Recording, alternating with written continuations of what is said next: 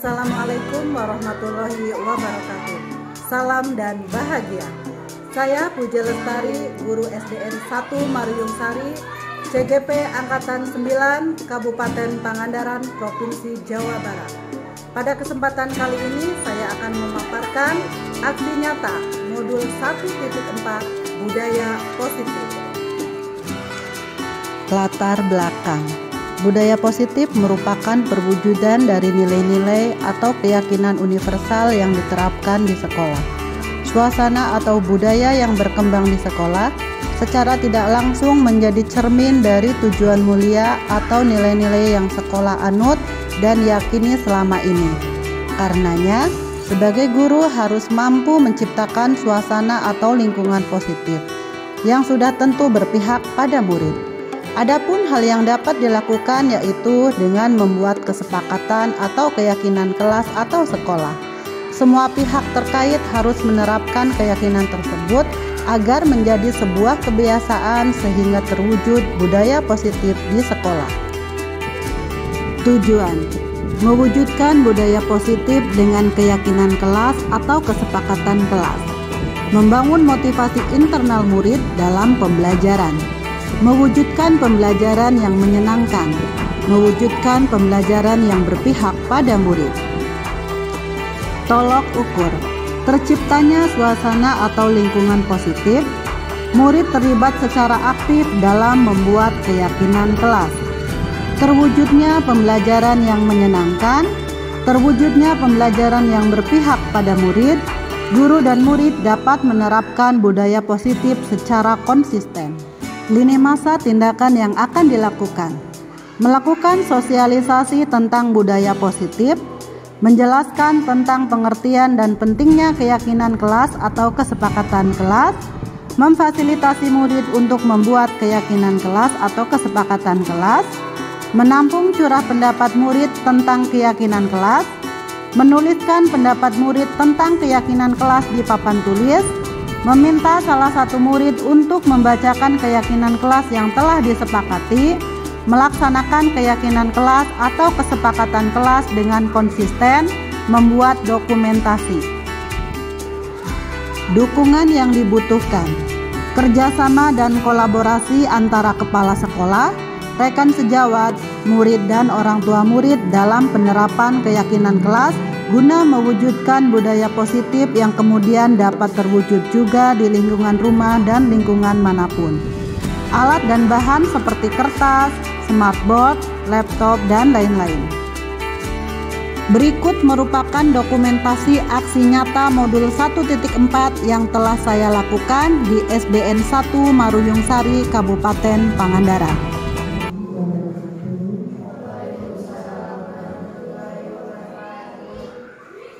Bapak Kepala SDN 1 Maruyung Sari yang saya hormati, Bapak Ibu Guru SDN 1 yang saya hormati, serta anak-anakku yang selalu kami banggakan.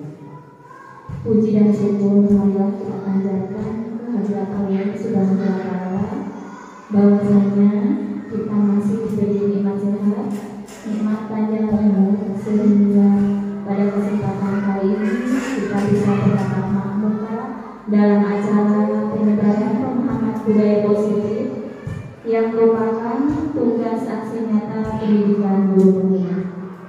Sholawat serta salam tak lupa kita limpahkan ke junjungan kita Nabi besar Muhammad Shallallahu Alaihi Wasallam, pada keluarganya, kerabatnya, sampailah kita satu umatnya. Adapun acara pada kesempatan kali ini, yang pertama yaitu pembukaan, yang kedua sambutan dari Bapak Kepala SDN 1 Maruyung Sari, yang ketiga pemaparan materi yang akan disampaikan oleh Ibu Puji Lestari, dan yang keempat doa tutup. Untuk mengefektifkan waktu, marilah kita mulai di acara yang pertama yaitu pembukaan. Marilah kita buka acara ini dengan membaca basmalah bersama. Bismillahirrahmanirrahim. Acara selanjutnya yaitu sambutan dari Bapak Kepala SDN 1 Maruyung Sari. Kepadanya kami persilakan.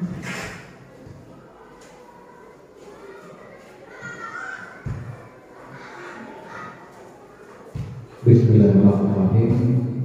Assalamualaikum warahmatullahi wabarakatuh.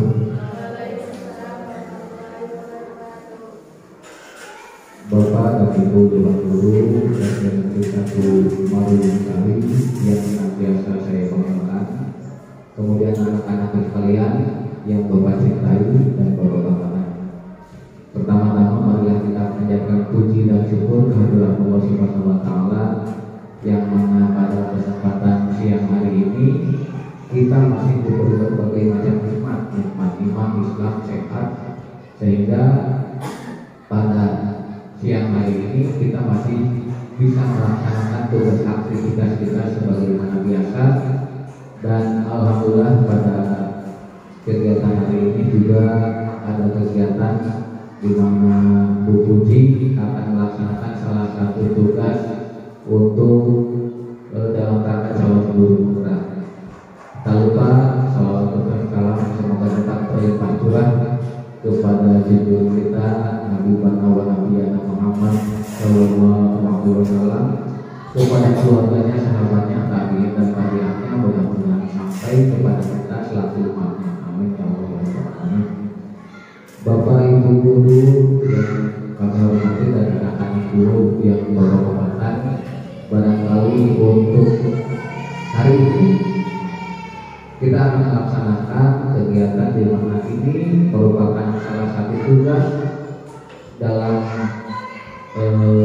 calon guru penggerak, yaitu menyebarkan pemahaman dan pengalaman penerapan budaya positif. Mudah-mudahan kegiatan yang akan kita laksanakan ini bisa berjalan lancar sampai nanti di akhir.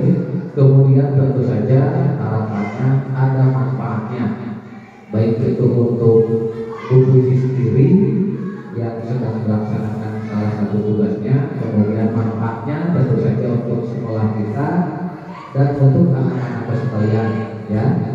Jadi mudah-mudahan kita bisa mendapatkan ilmu, pemahaman dan pengalaman penerapan budaya positif ini. Dan juga tentu saja selain tugas dari Bu Puji, ini juga bisa menjadi pengalaman bagi yang lain, di mana kami harapkan CGP ini tentu saja bukan cuma dilaksanakan Bu Puji sama Bu Masri. Saya harapkan yang lain juga bisa daftar bahkan lulus di program CGP ini. Sekali lagi mudah-mudahan apa yang kita laksanakan ini tentu saja harapannya bermanfaat bagi kita semua. Barangkali itu saja yang perlu kami sampaikan. Billahi taufiq wal hidayah. Wassalamualaikum warahmatullahi wabarakatuh.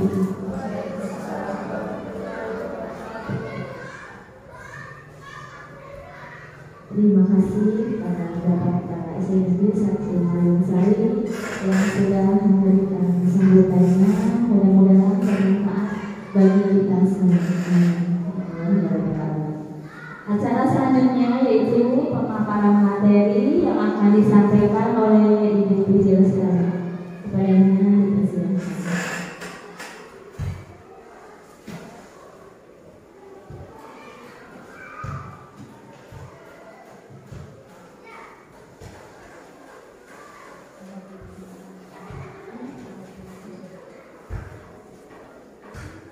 Terima kasih kepada Ibu Suratri yang sudah memberikan waktunya kepada saya. Assalamualaikum warahmatullahi wabarakatuh. Yang terhormat Bapak Kepala Sekolah SDN 1 Maruyung Sari, yang terhormat Bapak Ibu Guru SDN 1 Maruyung Sari, dan yang Ibu banggakan anak-anak putra putri SDN 1 Maruyung Sari.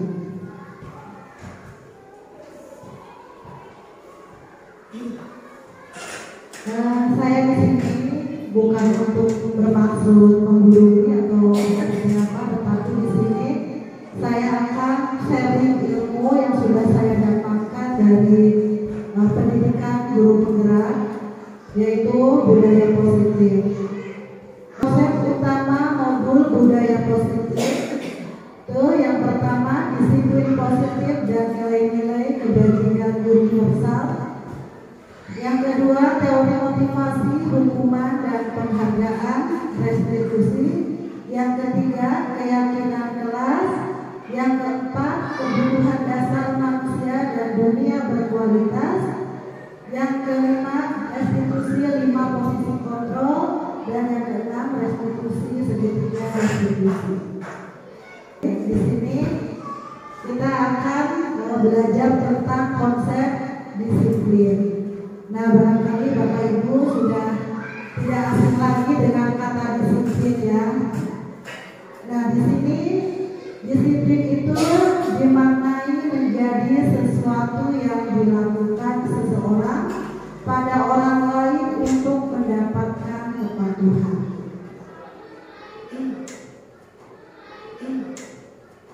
Selanjutnya, makna disiplin menurut Ki Hajar Dewantara yaitu dalam konteks pendidikan untuk menciptakan murid yang merdeka, syarat utamanya adalah harus ada disiplin yang kuat.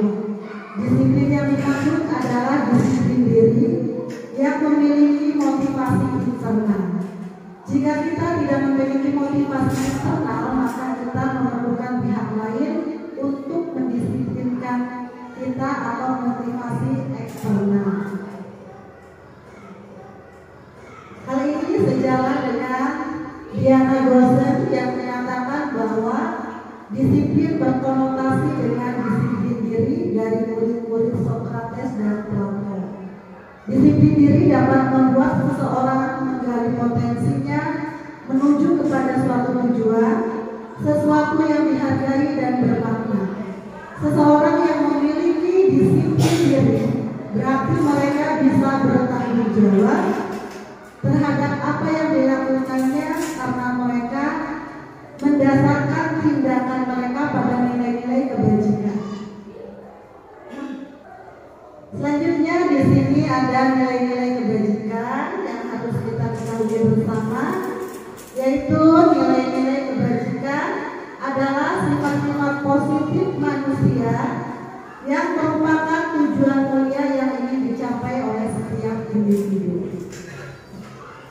Selanjutnya, nilai-nilai kebajikan yang ingin dicapai oleh setiap anak Indonesia yang kita kenal dengan profil pelajar Pancasila. Jadi kita berharap dengan adanya disiplin baik ini, kita bisa menjadikan murid-murid kita menjadi murid-murid yang memiliki profil pelajar Pancasila. Selanjutnya, sebagian institusi atau organisasi saling memiliki nilai-nilai kebajikan yang sama, karena nilai-nilai tersebut bersifat universal dan lintas bahasa, suku bangsa, agama maupun latar belakang.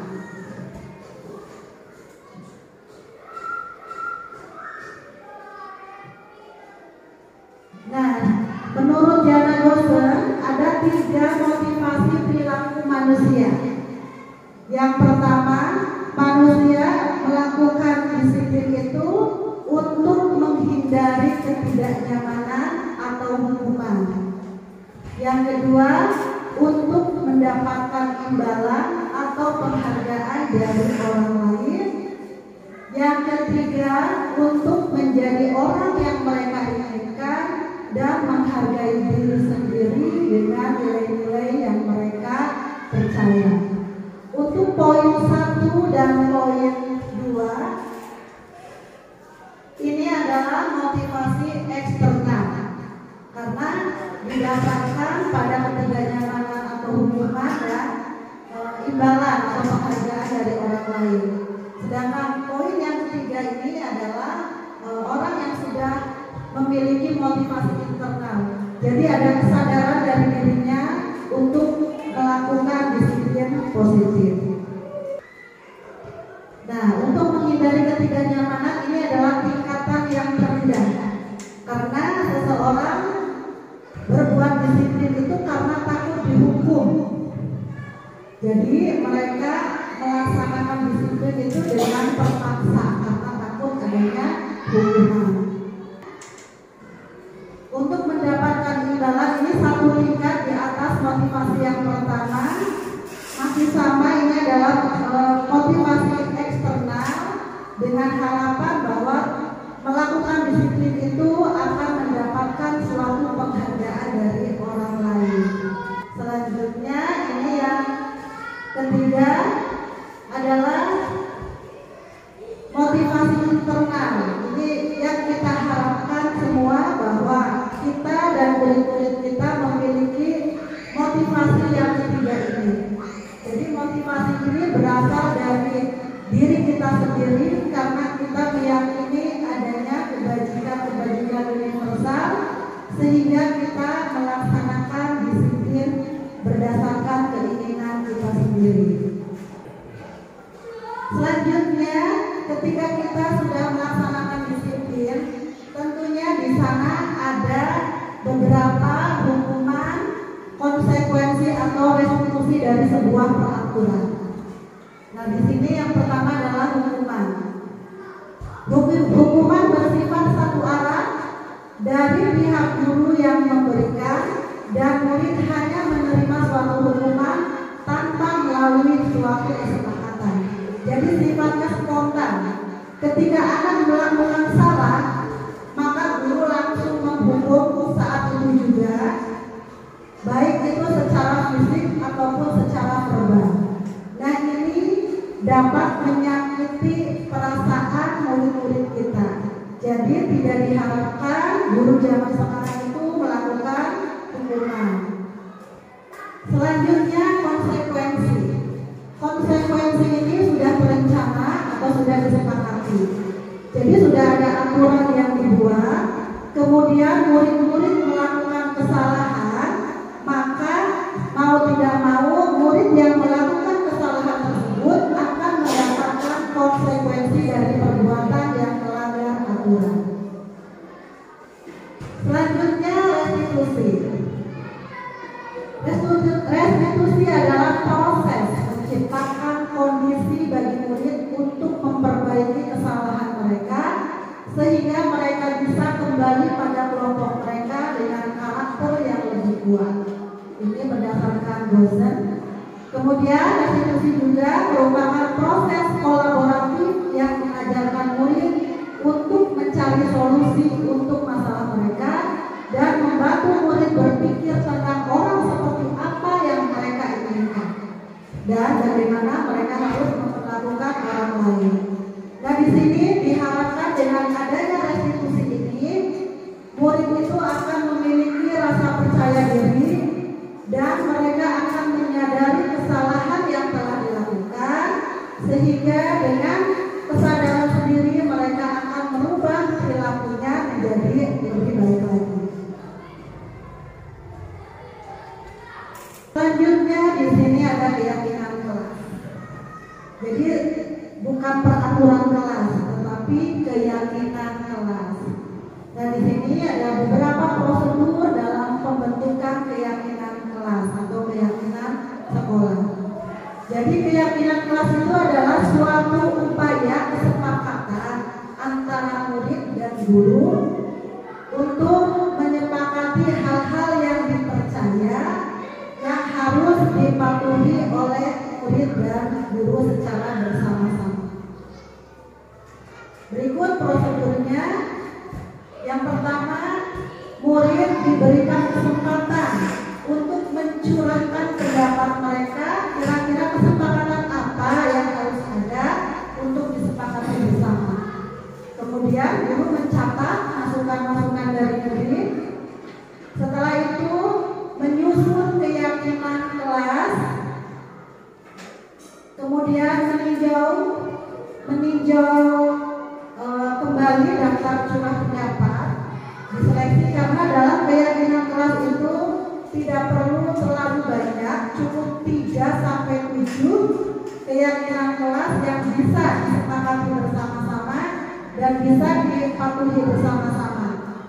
Selanjutnya, setelah keyakinan ini dibuat, maka selanjutnya ditempel di sebuah tempat yang semua orang bisa melihat dengan jelas agar bisa membaca kesepakatan kelas setiap saat, sehingga murid dan guru tidak lupa akan kesepakatan kelas yang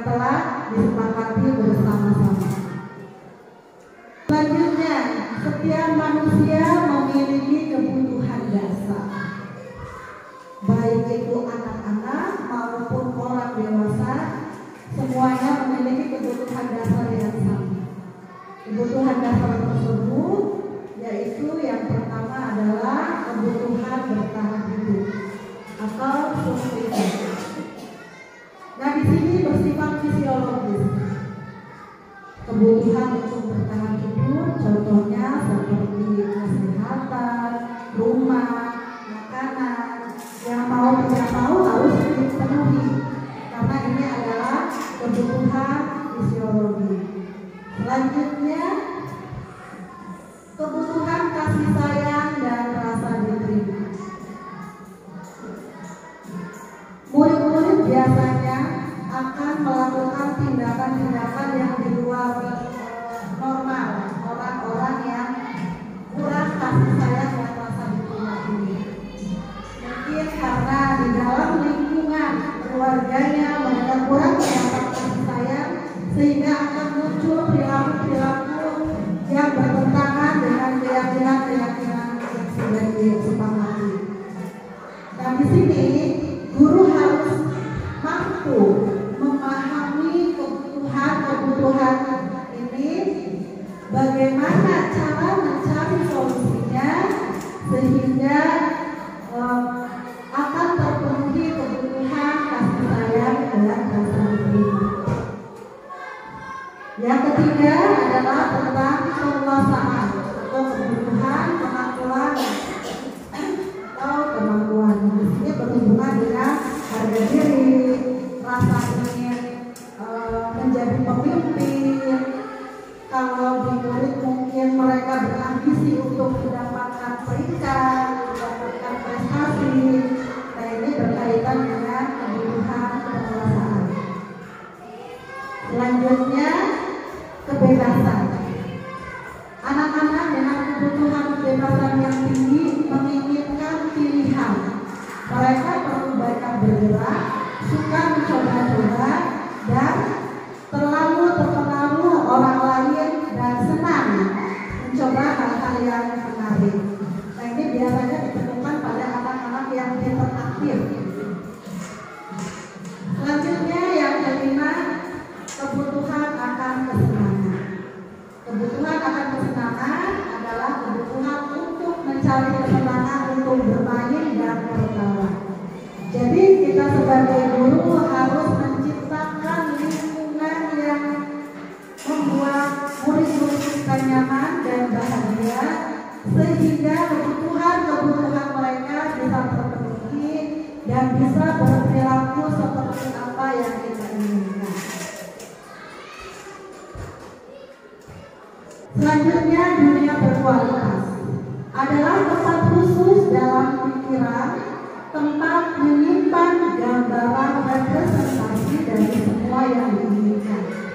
Bisa berisi orang-orang, hal-hal, dan apa saja yang terbaik dalam hidup dan membuat mereka bahagia dan terpenuhi kebutuhan manusia.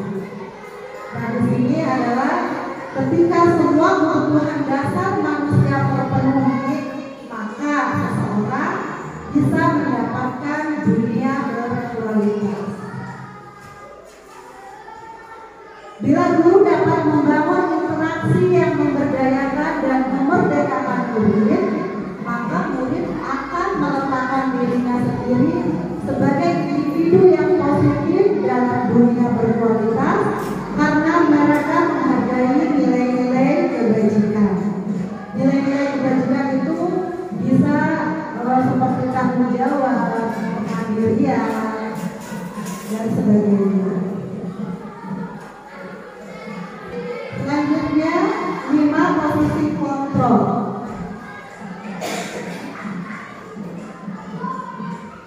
Program disiplin positif yang berpusat pada murid yang dikembangkan oleh Diana Gosen dengan pendekatan restitusi yang disebut dengan 5 posisi kontrol. Jadi dalam hal ini guru itu memiliki 5 posisi kontrol. Yang pertama sebagai penghukum, nada suaranya tinggi, bahasa tubuh, mata melotot, dan jari menunjuk-nunjuk serta menghardik. Nah, ini mungkin bisa kita dapati dalam ada sebagian guru-guru mungkin termasuk saya, sebelum saya belajar tentang pendidikan guru penggerak, saya juga masih menjadi seorang penghukum. Cuma bedanya nggak melotot juga ya Bapak Ibu. Nggak melotot, cuma kadang-kadang bahasanya rada tarik.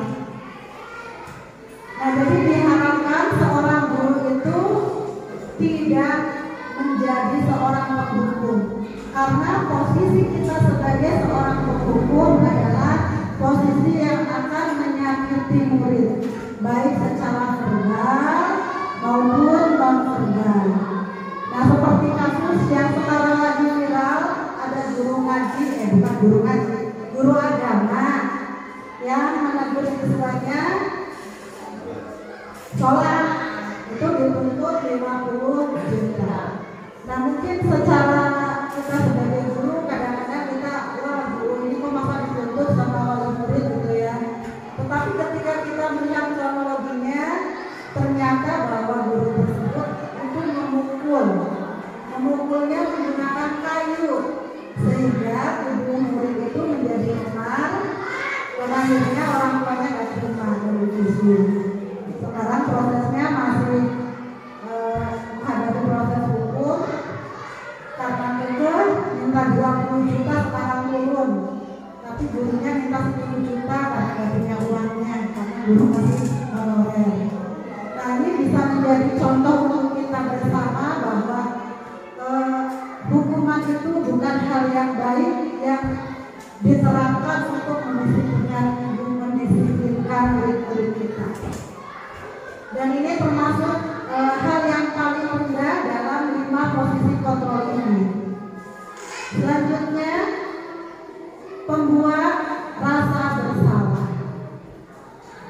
Di sini nada suaranya sudah mulai mengelas, halus, bahasa tubuhnya dia merapat pada anak.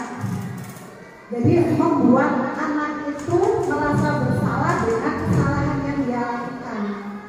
Kamu sih sudah melakukan seperti itu, kan kamu memecahkan kaca misalkan. Jadi anak itu akan merasa bersalah, dan ini adalah sama membuat sakit murid-murid kita, sehingga diharapkan kita juga menjauhi perilaku-perilaku posisi kontrol ini, membuat rasa bersalah. Selanjutnya, posisi kontrol sebagai teman.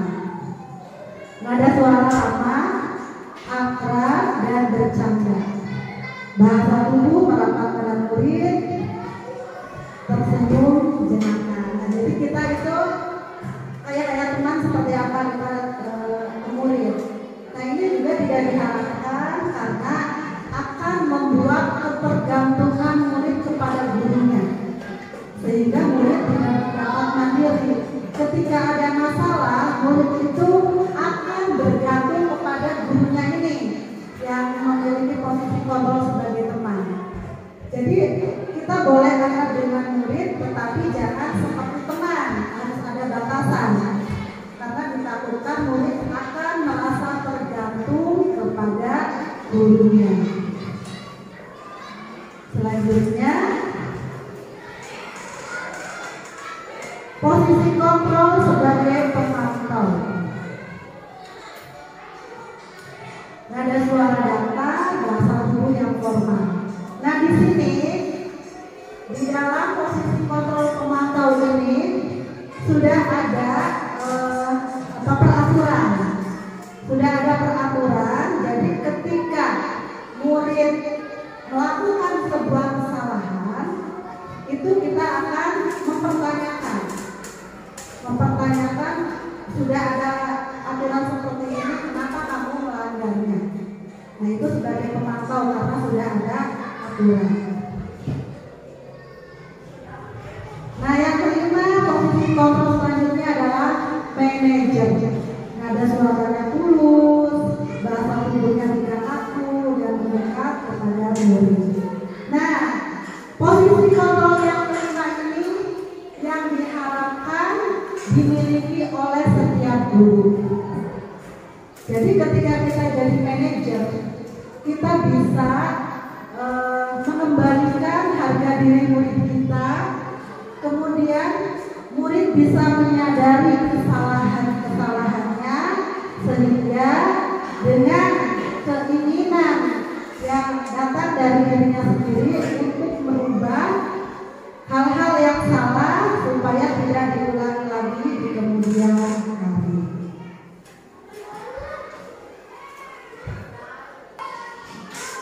Selanjutnya, segitiga restitusi.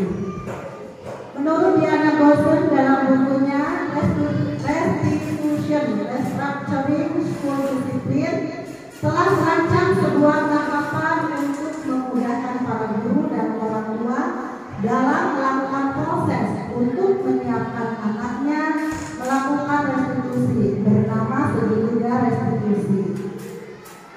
Nah, segitiga restitusi ini ada 3 sisi. Yang pertama ini menstabilkan identitas, kemudian yang kedua validasi tindakan yang salah, yang ketiga menanyakan keyakinan. Nah, diharapkan guru itu dalam menyelesaikan kasus-kasus di sekolah itu menerapkan segitiga restitusi ini. Berarti posisi guru sebagai seorang manajer. Nah, jadi yang pertama kita harus mampu menstabilkan identitas murid kita dengan pertanyaan-pertanyaan, bisa seperti pertanyaan yang tertera di sini, berbuat salah itu tidak apa-apa. Tidak ada manusia yang sempurna. Saya juga pernah melakukan kesalahan seperti itu. Kita bisa menyelesaikan ini. Bapak Ibu tidak tertarik mencari siapa yang salah, tapi ingin mencari solusi dari permasalahan ini. Kamu berhak merasa begitu. Apakah kamu sedang menjadi teman yang baik buat diri sendiri? Nah, jadi dalam menstabilkan identitas ini bisa menggunakan kalimat-kalimat pertanyaan ini. Setelah mengidentifikasi identitas, selanjutnya validasi tindakan yang salah bisa dengan menggunakan pertanyaan-pertanyaan ini. Padahal kamu bisa melakukan yang lebih buruk dari ini ya. Kamu pasti punya alasan mengapa melakukan hal itu. Kamu patut bangga pada dirimu sendiri karena kamu telah melindungi sesuatu yang penting buatmu. Kamu boleh mempertahankan sikap itu, tapi kamu harus menambahkan sikap yang baru. Setelah melakukan validasi tindakan, kita menanyakan keyakinan. Nah, ini pertanyaan-pertanyaan dalam menanyakan keyakinan kepada murid. Apa yang kita percaya sebagai kelas atau keluarga? Apa nilai-nilai umum yang kita telah sepakati? Apa bayangan kita tentang kelas yang ideal? Kamu mau jadi orang yang seperti apa? Nah, jadi Bapak Ibu bisa menggunakan salah satu, bukan semuanya ya Bapak Ibu, tetapi bisa memilih salah satu yang kira-kira tepat dengan kasus yang sedang dihadapi. Nah, berikut adalah contoh penerapan restitusi.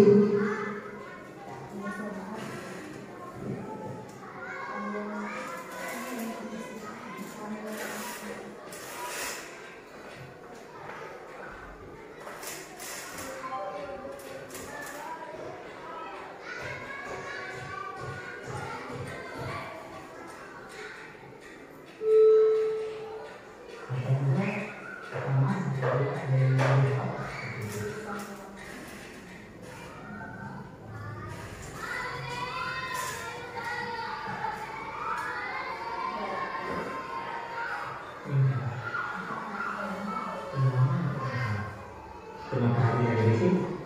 Kesel Pak, kesel banget. Masa aku dikatain tukang fitnah Pak? Ya aku marah lah. Aku balik ke TMK di depan kelas. kesel banget. Oh begitu. Ya pasti kamu marah dan kesal. Bapak juga akan marah apabila ada yang menuduh Bapak seperti itu. Kemudian pada saat itu kamu mau melakukan apa? Ya saya harus memakai Eka lah Pak. Kesel banget. Saya bentak-bentak dia depan teman-teman lain. Oh begitu. Pasti kamu melakukan seperti itu karena suatu alasan tertentu kan? Iyalah, masa saya diam saja Pak. Ya saya bela diri lah. Masa saya disuruh tukang fitnah? Ya wajar lah. Mempertahankan harga diri itu sesuatu yang penting buat kamu. Untung kamu tidak memiliki gagal lagi. Hanya membentak-bentak. Iya Pak. Untung saya masih bersabar dan hanya membentak saja. Sudah gemes padahal. Saya pasti bela diri lah. Ya pasti ya. Tapi kamu memilih untuk tetap bertahan dan bersabar. Kamu memilih untuk tidak berbuat lebih parah lagi. Iya. Nah, sekarang coba kita lihat lagi tindakan kamu yang bentak-bentak Eka di kelas. Tindakan kamu itu kira-kira sesuai dengan keyakinan kelas atau prinsip kamu tidak? Enggak lah Pak. Capek Pak, jadi kenal. Jadi keyakinan atau prinsip mana yang perlu sesuai dengan keinginan kamu? Ya, saya sebenarnya sangat menghargai orang lain. Mungkin saat itu saya menjadi emosi, jadi tidak membuat sikap itu. Kamu meyakini tidak? Menghargai orang lain itu penting buat kamu? Yakin lah Pak. Ya. Setuju. Ada juga keyakinan yang kita sepakati yang perlu kita jalankan apabila kita sedang marah kan? Ya, saya bisa proaktif, mengajukan diri sendiri. Saya bisa jadi lebih bersabar, mengambil jeda untuk berpikir mau apa selanjutnya. Kira-kira kamu bersedia memperbaiki masalah ini tidak? Bersedia Pak. Kalau kamu memperbaiki masalah ini, kamu akan menjadi orang seperti apa? Saya akan menjadi orang yang bertanggung jawab kali ya Pak. Dan senantiasa proaktif. Iya. Menurut kamu, bagaimana rasanya menjadi orang seperti itu? Ya nyaman lah, bangga bisa bersabar dan menahan diri. Baiklah kalau begitu. Yuk kita pikirkan bagaimana memperbaiki masalah ini.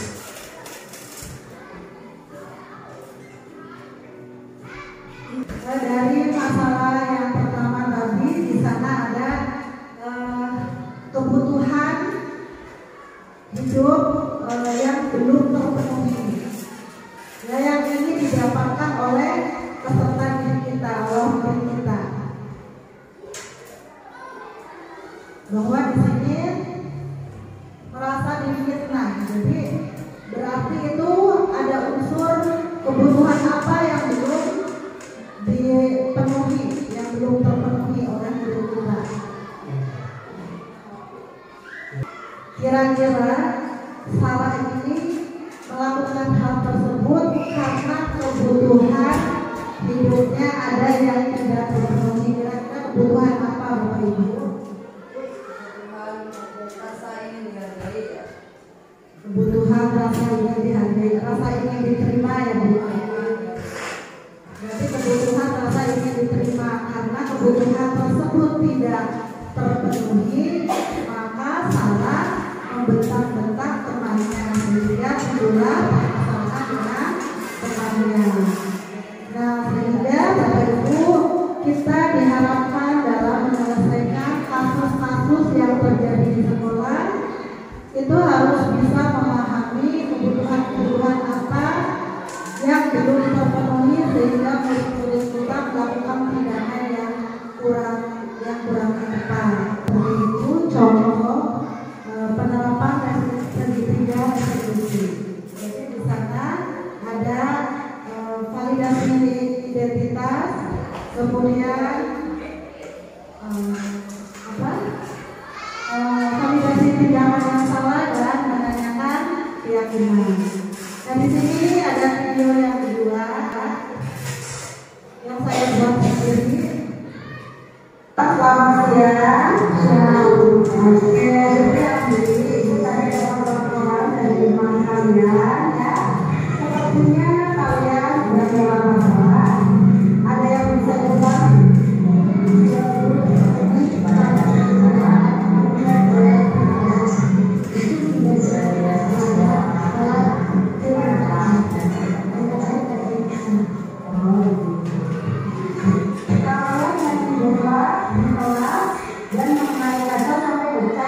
Andri, ada informasi yang mau ditanyakan? Tapi kami tidak sengaja. Apakah kalian tahu kalau sekarang kalian ada masalah? Baiklah, ibu di sini bukan untuk mencari siapa yang salah, ya. Ibu di sini untuk mencari penyelesaian bersama-sama. Berpikir untuk mencari solusi apa yang bisa kita lakukan untuk memperbaiki masalah ini. Kalian pasti melakukan itu ada alasannya kan? Tapi seru ya main bola di kelas. Iya, ibu bisa lihat kalian senang bermain bola di kelas ya. Tetapi kalian merusak fasilitas sekolah sehingga sekarang kalian dalam masalah. Sekarang mari kita bicara tentang keyakinan kelas dan keyakinan sekolah kita. Apa yang kita percaya? Yang mana yang belum kalian tunjukkan? Kita harus menjaga fasilitas sekolah, bermain bola di lapangan sekolah. Kalian berdua ingat dengan keyakinan kelas kita. Kita kembali pada ketika kalian main bola di kelas dan mengenai kata sampai percaya. Apakah ketika kalian melakukan itu kalian menjaga fasilitas sekolah? Ya. Tapi kalian mendapatkan amal sunnah ya. Menurut ibu, ada cara untuk mendapatkan amal sunnah tanpa harus merusak fasilitas sekolah. Bagaimana menurut kalian? Nah, sekarang mari kita selalu memindahkan keyakinan kelas kita. Besok kalian bermain bolanya di lapangan ya, dan selalu menjaga fasilitas sekolah dengan bersedia. Nah, demikian Bapak Ibu contoh penerapan pendidikan restitusi. Nah, di sana tugas kita adalah mencari solusi, membuat keyakinan kepada siswa kita sehingga siswa kita merasa dihargai dan mereka bisa memperbaiki kesalahan-kesalahannya. Nah, ini guru di sini adalah sebagai seorang manajer. Jadi sudah menjadi seorang manajer.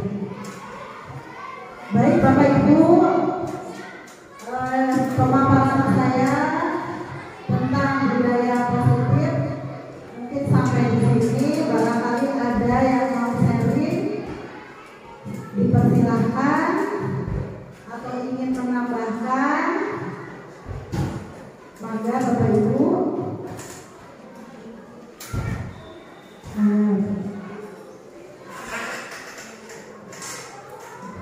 Ya, terima kasih kepada Bu Tia atas waktunya dan rekan-rekan guru yang kami banggakan. Alhamdulillah barangkali pada siang hari ini kita mendapatkan tema yaitu di mana Bu Budi berbagi tentang salah satu materi dari CGP-nya yang saya nilai barangkali ini sangat-sangat penting buat kita. Mudah-mudahan apa yang disampaikan oleh Bu Puji bisa kita laksanakan, bisa kita aplikasikan sehingga sekolah kita ini ke depan akan lebih baik lagi. Tidak ada lagi hal-hal yang negatif yang terjadi, misalkan tadi ada yang berkelahi dan lain sebagainya. Kemudian juga tidak ada lagi guru-guru yang perlu melaksanakan marah-marah kepada siswanya peserta didiknya. Dengan adanya kegiatan ini, dengan adanya materi yang disampaikan, saya harapkan tentu saja kita bisa mengambil hikmah, kita bisa mengambil pelajaran dari materi yang sudah diberikan dari hasil dari Bu Puji dalam rangka pelaksanaan CGP angkatan 9 ini. Barangkali itu dari kami Bu Puji. Terima kasih. Assalamualaikum warahmatullahi wabarakatuh.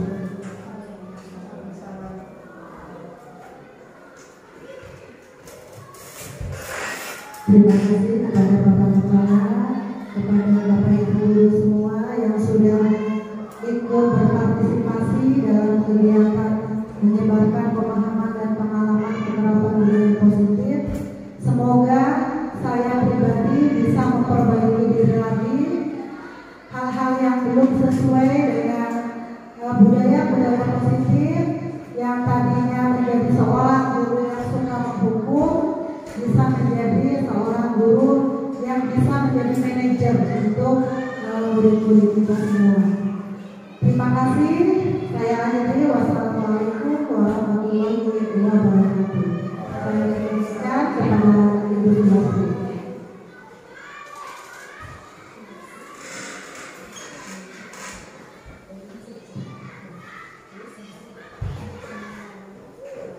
Alhamdulillah, tadi Bu Puji sudah memaparkan dengan begitu rinci, dengan begitu jelas tentang penyebaran pemahaman dan pengalaman penerapan budaya positif. Banyak sekali ilmu atau materi yang kita serap, diantaranya tadi tentang disiplin. Disiplin itu ada dua faktor, yang pertama faktor internal dan eksternal.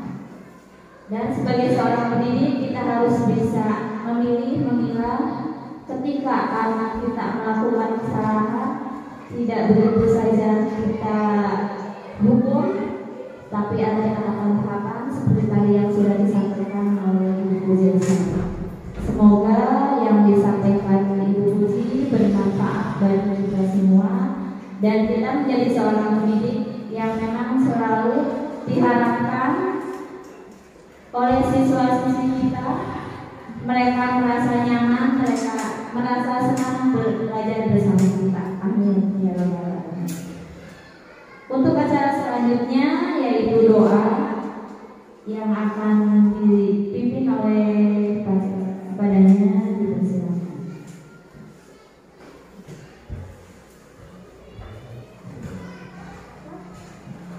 Assalamualaikum warahmatullahi wabarakatuh.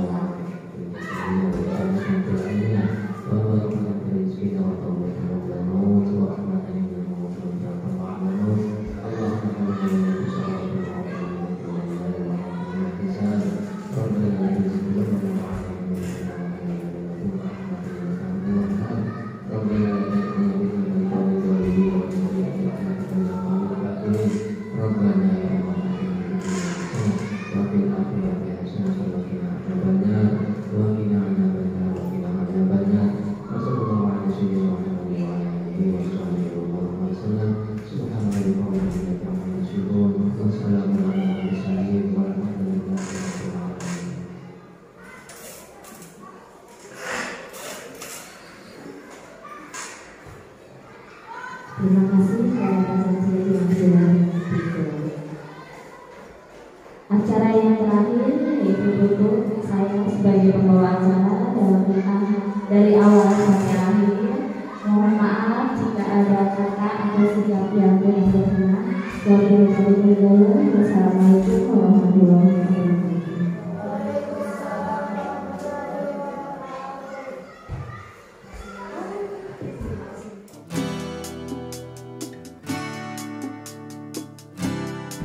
Keyakinan kelas merupakan sebuah nilai-nilai kebajikan universal yang telah disepakati secara tersirat dan tersurat, lepas dari adanya latar belakang suku, negara, bahasa, maupun juga agama. Keyakinan kelas dibuat secara bersama-sama dengan seluruh murid, yang mempunyai nilai-nilai kebajikan yang dapat dipercaya. Keyakinan kelas merupakan salah satu disiplin positif yang dapat untuk diterapkan dalam membangun budaya positif di lingkungan sekolah. Tujuan dari penerapan keyakinan kelas: 1. Mewujudkan merdeka belajar pada murid, dan murid akan diberi kebebasan untuk mengemukakan pendapat tentang keyakinan-keyakinan kelas apa saja yang mereka inginkan, serta menuangkan ide, pendapat, dan juga gagasan mereka secara terbuka serta demokratis. 2. Mewujudkan disiplin positif kepada murid yang kemudian akan menjadi budaya positif di mana murid dapat menjalankan keyakinan kelas yang telah disepakati bersama dengan kesadaran diri dan tanpa adanya tekanan. 3. Membentuk karakter yang positif pada murid melewati kebiasaan-kebiasaan positif, perilaku positif, serta keteladanan dari seluruh warga sekolah, guru, dan murid. 4. Menumbuhkan adanya semangat belajar kepada murid. Pada kesempatan kali ini kita akan membuat keyakinan kelas. Ya, tahu keyakinan kelas? Tahu. Apa itu keyakinan kelas? Ayo. Apa? Kira-kira apa keyakinan kelas itu? Ya. Ya, keyakinan kelas itu adalah seperti peraturan. Pernah mendengar peraturan? Kalau peraturan dibuat oleh sekolah, ya. Kalau keyakinan kelas itu dibuat berdasarkan kesepakatan antara sekolah, guru, dan murid. Nah, di sini kita akan membuat keyakinan. Keyakinan itu adalah sesuatu yang kita yakini, ya, merupakan sebuah kebaikan yang harus dipatuhi oleh semuanya. Ketika keyakinan itu sudah dibuat secara bersama-sama, maka harus dilaksanakan secara bersama-sama pula. Kan ya? Nah, sekarang semua murid boleh mengajukan kira-kira kesepakatan apa yang akan dibuat. Keyakinan apa yang akan kamu buat menjadi kesepakatan? Ayo, boleh.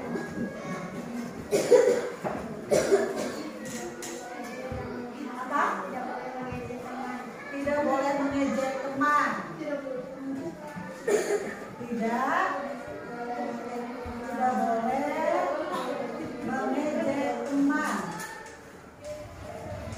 Lanjutnya apa lagi?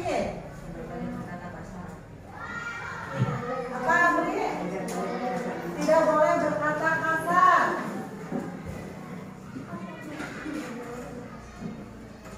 Tidak boleh berkata kasar. Selanjutnya, Tidak boleh mencopot sepatu. tidak boleh mencopot sepatu.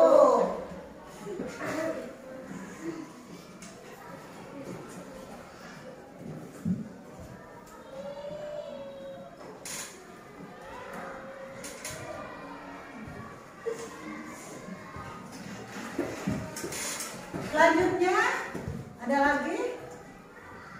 Ya, semua boleh berargumen, semua boleh mengajukan. Panela,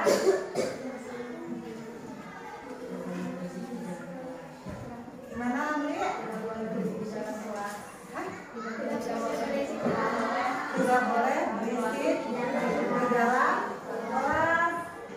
Tidak boleh berisik.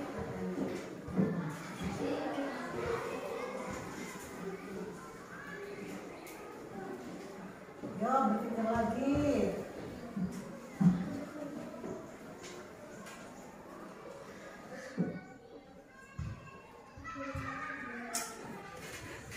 Apalagi kira-kira?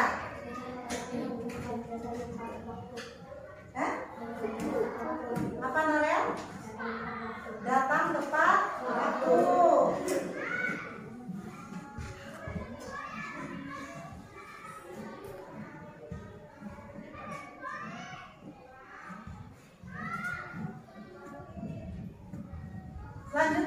tidak boleh membuang sampah sembarangan. Tidak boleh membuang sampah sembarangan.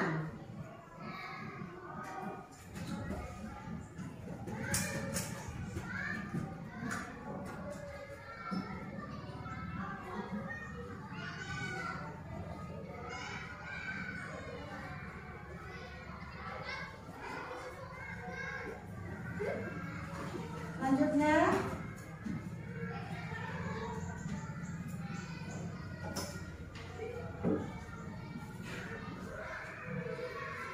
ada lagi yang mau mengusulkan? Iya.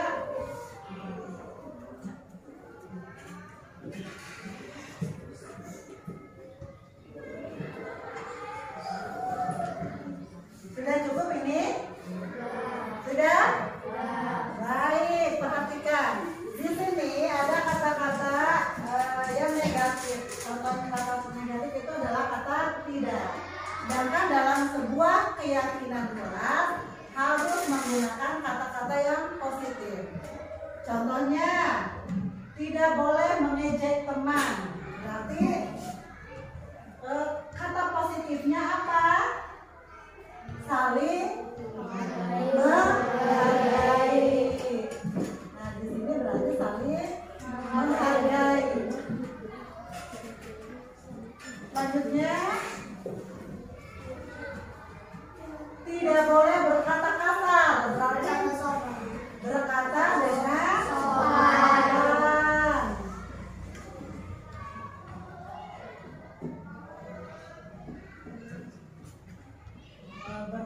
Bertutur kata dengan sopan.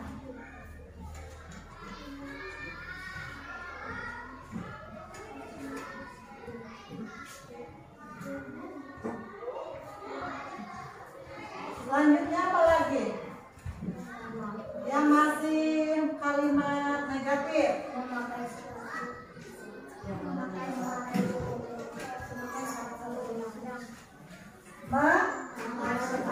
Menggunakan sepatu di lingkungan sekolah.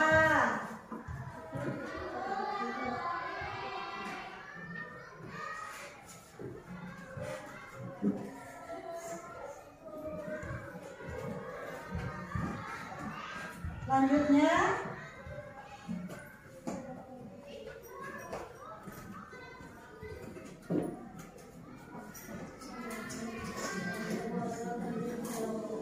apa kira-kira?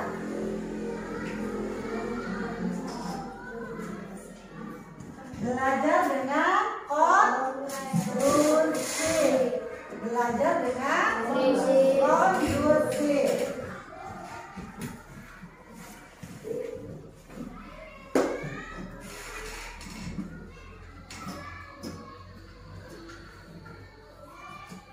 Selanjutnya, datang tepat waktu sudah betul, itu kalimat positif. Kalau kalimat negatifnya apa? Ya, tidak terlambat ke sekolah. Dalam bahasa positifnya datang tepat waktu. Selanjutnya, berarti kalimat positifnya membuang sampah.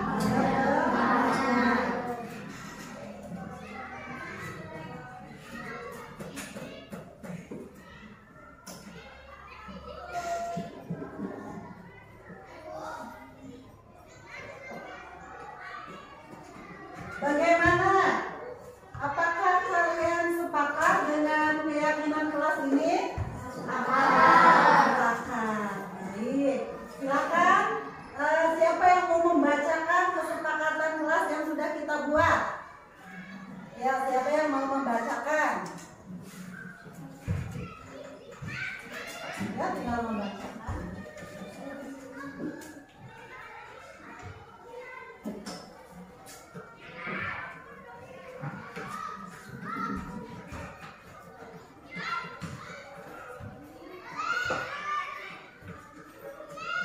Ya, silakan yang mau membacakan.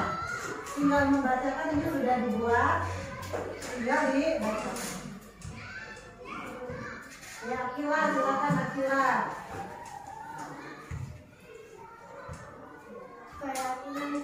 keyakinan kelas-kelasnya. 1. Tidak boleh mengejek teman. Yang sudah jadi berarti yang kalimat positif nih. 1. Saling menghargai teman. 2. Bertutur kata dengan sopan. 3. Memakai sepatu di lingkungan sekolah. 4. Belajar dengan kondusif. 4. Membuat masalah dengan baik. Ya. Yang kelima, Datang tepat. datang tepat. Baik, setuju ya? Sepakat. Baik, Ibu bacakan sekali lagi. Keyakinan kelas 6. Yang pertama, saling menghargai. Yang kedua, yang ketiga, memakai sepatu di lingkungan sekolah. Yang keempat, belajar dengan musik. Yang kelima, datang tepat waktu.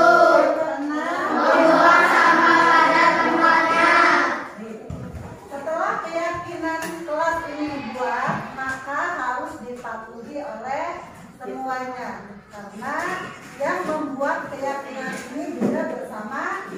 Jadi semuanya harus mematuhi keyakinan kelas ini. Bagaimana? Setuju? Setuju.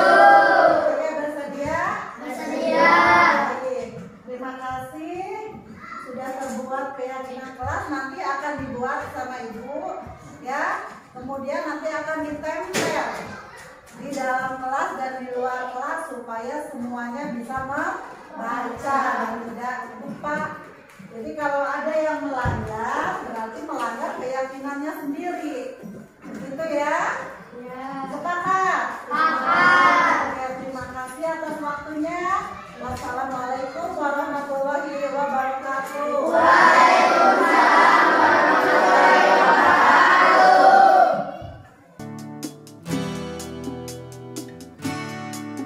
Assalamualaikum warahmatullahi wabarakatuh.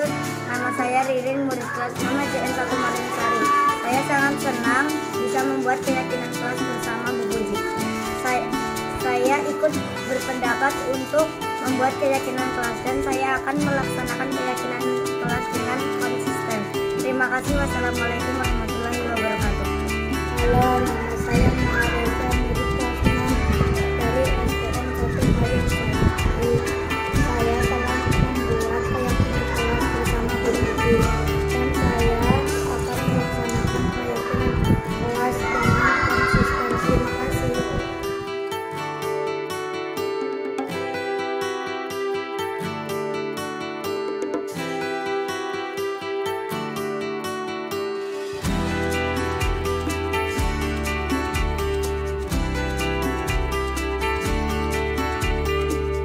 Demikian aksi nyata modul 1.4 budaya positif. Semoga bisa bermanfaat untuk kita semua. Terima kasih.